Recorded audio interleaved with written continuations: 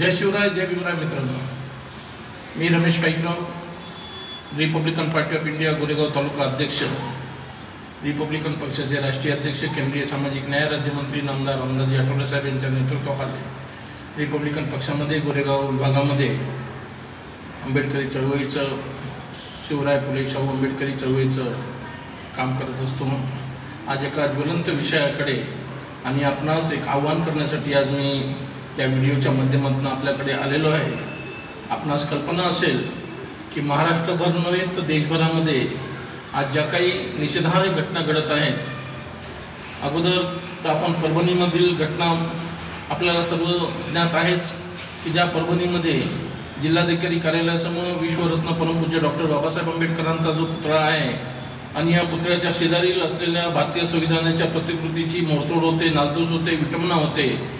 त्यानंतर जो उद्रेक परभणी जिल्ह्यामध्ये आणि परभणी जिल्ह्यासहित संपूर्ण महाराष्ट्रामध्ये उद्रेक निर्माण होतो, या घटनेचा तीव्र शब्दामध्ये निषेध नोंदवला जात असताना ह्या जिल्ह्यातील, परभणी जिल्ह्यातील पोलिसांकरवी जो भीमसैनिकांवरती अतोनात भीमसैनिकांचे हाल करण्यात आले, कोम्बिंग ऑपरेशनच्या नावाखाली महिला भगिनींना घरात घुसून मारण्यात आलं, त्याचप्रमाणे न्यायालयीन कोठडीत असलेले आमचे शहीद भीमसैनिक सूर्यवंशीजी यांची सुद्धा हत्या, सोमनाथ सूर्यवंशीजी यांची सुद्धा हत्या झाल्याचं निष्पन्न झालेलं असताना सुद्धा महाराष्ट्रामध्ये जे काही सरकार असेल, मग ते महायुतीचं असेल, देवेंद्र फडणवीसजी यांच्या नेतृत्वाखाली असेल, अजित पवार यांच्या नेतृत्वाखाली असेल किंवा एकनाथ शिंदे यांच्या नेतृत्वाखाली जे काही महायुतीचे सरकार आहे, गेले 1 महिना न्याय देण्यामध्ये असमर्थ ठरलेला आहे. गेली 1 महिना परभणीतील आमचा भीमसैनिक सातत्यानं हे आंदोलन धरून आहे, या आंदोलनात पाठपुरावा करत आहे. ज्या कोम्बिंग ऑपरेशनच्या नावाखाली ज्या महिलांवरती अत्याचार झाले, अन्याय झाले, मारहाण झाली, मारधोड झाली, ज्या गाड्यांवरती डॉक्टर बाबासाहेब आंबेडकरांचे चित्र होते, तथागत बुद्धांची चित्र होती, अशा गाड्यांची मोडतोड सुद्धा करण्यात आली, महिलांना मारण्यात. आणि त्याही पेक्षा अन्यायाचा कळस म्हणजे आमच्या सोमनाथ सूर्यवंशीची हत्या सुद्धा या पोलिसांनी केली. त्याच्या निषेधात न्याय, आज संपूर्ण समाज न्याय मागत आहे.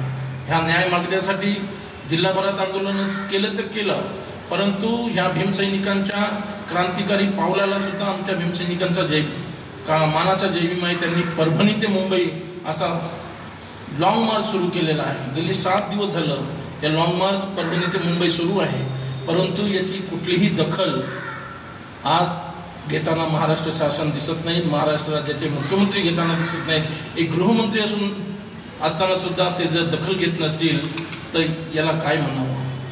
आपणही भीमसैनिकांनो आंदोलनं केली, निवेदनं दिली, कोणी पोलीस स्टेशनला दिली, कोणी रस्त्यावरती दिली, परंतु हे निवेदन देऊन आपल्याला न्याय मिळालेला आहे का? त्या भीमसैनिकाला न्याय मिळालेला आहे का? सोमनाथ सूर्यवंशी यांना न्याय मिळालेला आहे का? आपले जे बाबा हृदयविकाराच्या झटक्यामध्ये ज्यांच्यावरती FIR नोंद केली, त्या बाबांना, परभणीच्या आपल्या वाकोडे बाबांना न्याय मिळालेला आहे का? ह्या सर्वचे आपण पाठपुरावा करणार आहोत की नाही? यामध्ये आपण सातत्यपूर्ण आंदोलन करणार आहोत की नाही? किंवा त्या घटनेच्या नंतर तात्पुरते आंदोलन झाले आणि आपण आपली जिम्मेदारी संपलेली आहे असं आपण समजत आहोत का? त्यानंतर देशाचे गृहमंत्री अमित शहाजी भर संसदेमध्ये डॉक्टर बाबासाहेब आंबेडकरांविषयी घरळ ओकतात, त्यावेळेस सुद्धा देश पेटून उठतो, परंतु अमित शहानी अजूनपर्यंत माफी मागितलेली नाही. त्याही घटनेचा आपण आपल्या परीने निषेध नोंदवलेला आहे. प्रत्येक भीमसैनिकांनी निषेध केलेला आहे, पक्षाच्या पलीकडे जाऊन निषेध नोंदवलेला आहे. ज्या ज्यावेळी भीमसैनिक रस्त्यावर उतरतो त्यावेळेस ह्या आंदोलनाला धार चढलेली आहे, परंतु खेदाने कुठेतरी बांधवांना सांगावं असं वाटतं. आपण तात्पुरत्या क्षणिक आंदोलन करतो, परंतु त्याचा पाठपुरावा होताना मात्र दिसत नाही. जो पाठपुरावा परभणीतील भीमसैनिकांनी सुरू केलेला आहे, गेली महिनाभर त्यांनी आंदोलन करत असताना त्यांनी धाडसी पाऊल परभणी ते मुंबई उचललेलं आहे. आणि ह्या लढ्याला आपण पाठिंबा देणार आहोत की नाही? ह्या लढ्यामध्ये आपण सहभागी होणार आहोत की नाही? याचा आपण आपल्या स्थानिक पातळीवरती आवाज उचलणार आहोत की नाही? आपण आवाज न उचलल्यामुळे कुठे ना कुठे देशाच्या गृहमंत्र्यांनी माफी न मागितल्यामुळे आणि डॉक्टर बाबासाहेब आंबेडकरांचा सतत अपमान होण्याच्या घटना या घडत आहेत.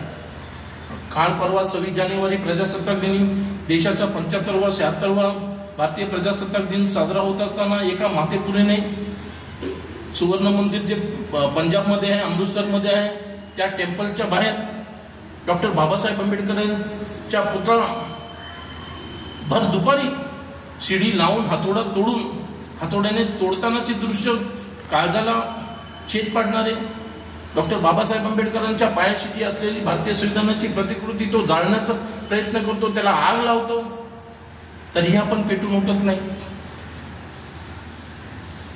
काय म्हणावं आपण? ही नांदी तर नव्हे, पुढील येणाऱ्या संकटाची ही नांदी तर नसावी, पुढील येणाऱ्या ज्या घटना आहेत त्याची ही नांदी तर नसावी. आपण जर असे गप्पगार बसलो, आपण जर मुख घेऊन गप्प बसलो, एखादं पोलीस स्टेशनला निवेदन देऊन हा प्रश्न मिटणार नाही. आपल्याला यासाठी रस्त्यावरती यावं लागेल.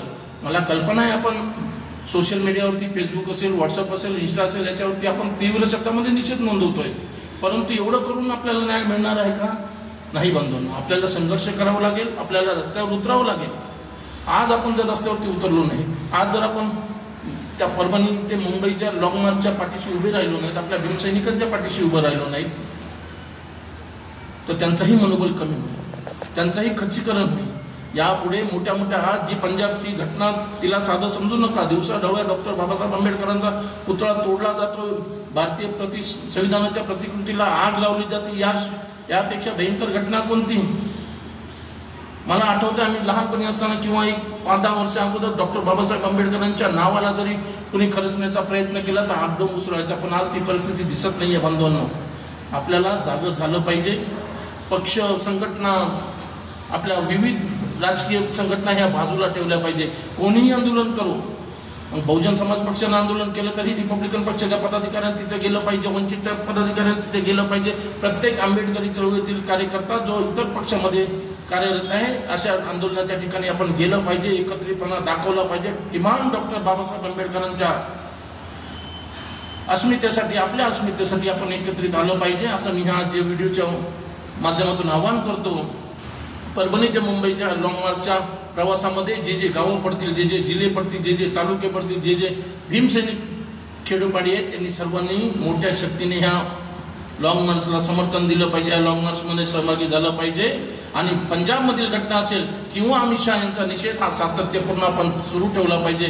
याच अनुषंगाने या तिन्ही घटनांचा निषेध करण्यासाठी, परभणी ते मुंबई लॉंग मार्चला समर्थन जाहीर करण्यासाठी विजय वाकोडे बाबा आणि सोमनाथ सूर्यवंशी यांना न्याय मिळाला पाहिजे. पोलीस प्रशासन हे झुकलंच पाहिजे, पोलिसांवरती कारवाई झालीच पाहिजे, मनुष्यवधाचे गुन्हे नोंद झालेच पाहिजे. पंजाबमधील जो माथेफिरू आहे, जो हरामखोर आहे, त्याला सुद्धा देशद्रोहाचा गुन्हा दाखल झाला पाहिजे. या मागणीसाठी रिपब्लिकन पक्षाच्या वतीने उद्या सायंकाळी 5 वाजता गोरेगाव पूर्व रेल्वे स्टेशन परिसरामध्ये आम्ही उग्र आंदोलन करत आहोत, निषेध आंदोलन करत आहोत. या निषेध आंदोलनामध्ये प्रत्येक भारतीय संविधान प्रेमींनी, प्रत्येक भीमसैनिकांनी, प्रत्येक बौद्ध उपासक उपासकांनी, प्रत्येक भारतीय नागरिकांनी डॉक्टर बाबासाहेब आंबेडकरांच्या विचारांची जे प्रतारणा करणारे हरामखोर लोक आहेत, अशा लोकांचा निषेध करण्यासाठी, या सर्वांना आळा बसण्यासाठी उद्याच्या आंदोलनामध्ये, गोरेगावच्या या आंदोलनामध्ये प्रत्येक भीमसैनिकाने, रिपब्लिकन पदाधिकाऱ्यासह आपण उपस्थित राहावं असं आवाहन करतो. आणि यानंतर या प्रश्नावरती जे जे आंदोलन होईल त्या आंदोलनामध्ये रिपब्लिकन पक्षाचा पदाधिकारी हा नक्कीच तुमच्या सोबत असेल, एवढंच आवाहन करतो. नाही ते थांबतो. जय भीम, जय बुद्ध, जय भारत. डॉक्टर बाबासाहेब आंबेडकरांचा विजय असो. भारतीय संविधान जिंदाबाद.